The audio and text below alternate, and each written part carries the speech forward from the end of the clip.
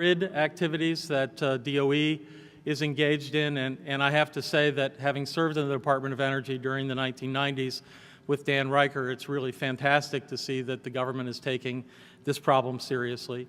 And we are, very heavily involved in making sure that the web is secure and that the grid is secure as we go forward. Our company is very heavily engaged in improving our own environmental and energy footprint. We have 8 new LEED buildings, including our corporate headquarters, that are online today, and we look forward very much to being a leader in this area as we've been in other areas over the past.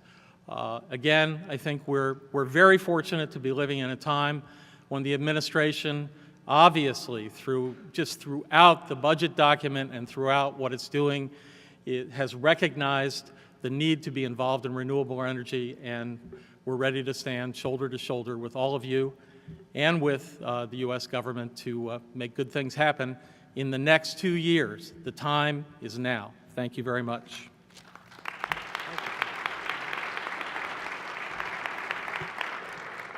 So that's Tom Grumley from Vice President of Lockheed Martin. I also want to recognize, and we'll do this throughout the conference when we see talent, I recognize Kathy Snyder from Lockheed Martin. Raise your hand. Who's been a real dynamo in our space, and thanks for all your help. Okay, it's wonderful. All right, Dr. Christina Johnson, the Undersecretary of Energy, is here with us, and she'll be speaking in just a few minutes. Very keenly interested in her perspective on our situation and where we're going and what DOE is doing about that. But first, we're going to hear from two of really my heroes. Don't tell them I said that, but a couple of guys that, as co-chairman of ACOR, have distinguished themselves through very, very tough action throughout their careers. John Giesman, first up, recently commissioner of the California Energy Commission. Before that, about 20 years in the financial community and the debt markets. And before that, actually was the staff director of the California Energy Commission before he came back 20 years later to be one of the leading commissioners. And I would give him credit, and I think most people in California give him credit for the renewable energy and particularly the solar energy initiatives that have been implemented in the state of California. So please give a warm welcome to John Giesman.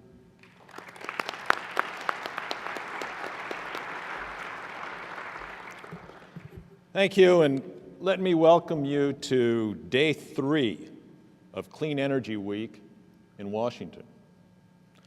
Our window of opportunity to accomplish positive change in the Congress this year is going to close pretty soon. And I ask you to promise me this. Before you leave town, please let your thoughts be known to at least 3 public officials in Washington. You'll find them on the sidewalks or in the hallways, wandering around with a certain look of bewilderment on their faces, but it's very important that they hear from you. We need to get a renewable energy virus going that can overcome the infectious inertia that has enveloped the United States Senate these past 6 months.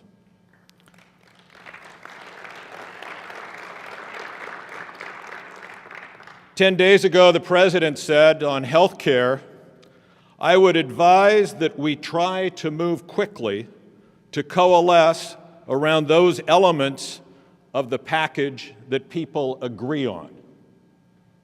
That would have been a good strategy to take to Copenhagen.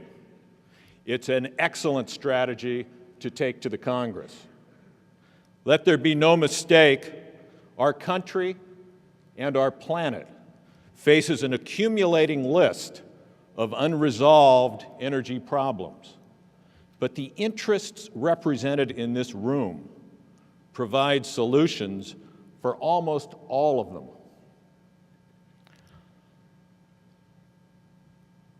Let's also be clear on this as well. If the Congress cannot or will not lead on energy and climate, it ought to step out of the way and empower those state governments that are more than willing to step up to the plate. I'm sorry, that was an advertisement for my panel tomorrow morning. I hope you'll all be there. I welcome you to RETECH. Thank you for coming. Let's have a terrific conference.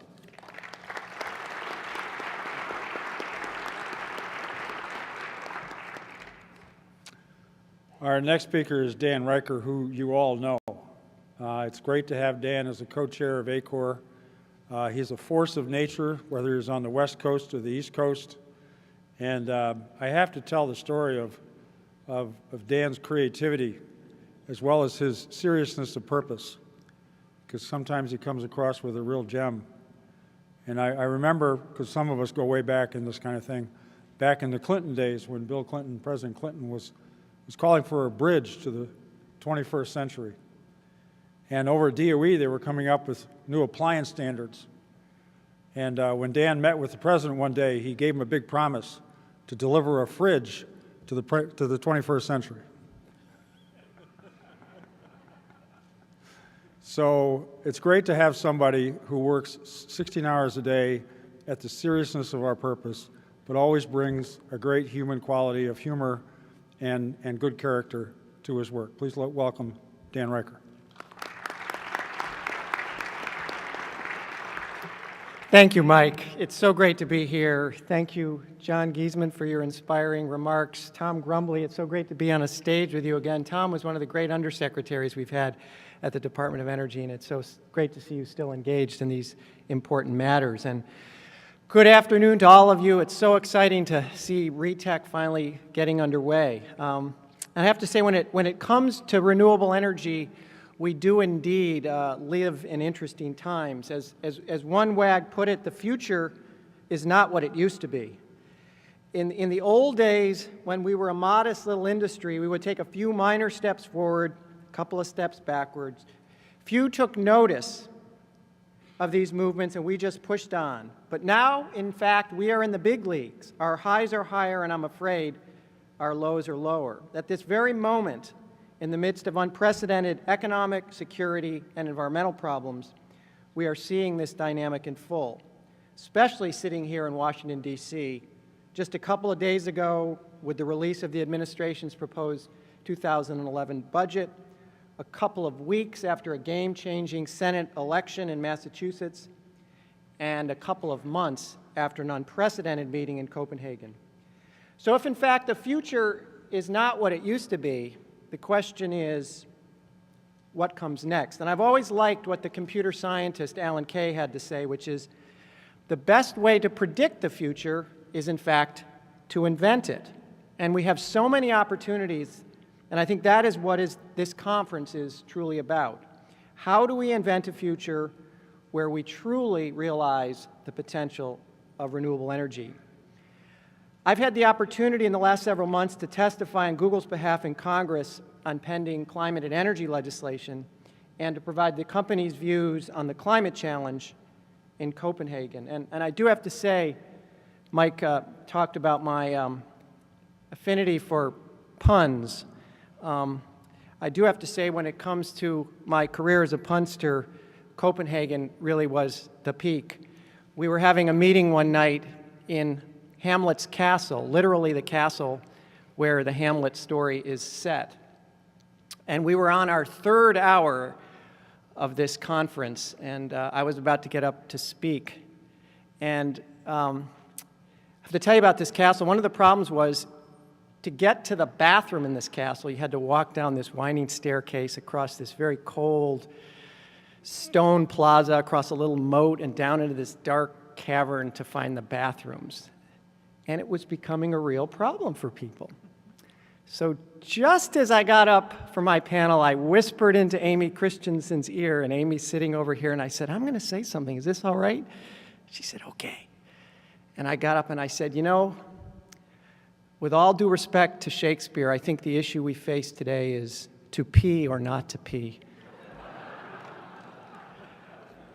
Nobody knew me in Copenhagen, but everybody knew that line anywhere I went. So thank you, Amy, for giving me permission. Anyway, my message in Copenhagen, in the Congress, and elsewhere has been simple, and that is the critical need to address the climate crisis